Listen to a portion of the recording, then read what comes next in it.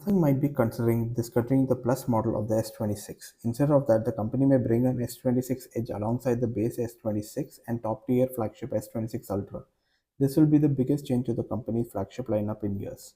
GSM Arena database listing spotted by Sammy Police currently shows three model numbers for the upcoming Samsung devices, but they don't align with the usual one. Instead of representing the familiar trio, the newly leaked numbers suggest the S26 series will replace the Plus with the Edge model, and that's not all.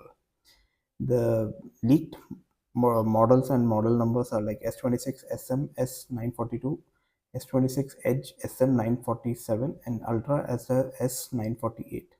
Every year, Samsung model numbers with specific digits representing different models. So the regular model would end with 1, Plus will end with 6, and Ultra with 8. This year, the Galaxy S25 Edge had a number ending with 7. Precisely this history makes a new listing even more intriguing. Not only might Samsung switch the Plus for the Edge, there might be a significant change to the vanilla S26 as well.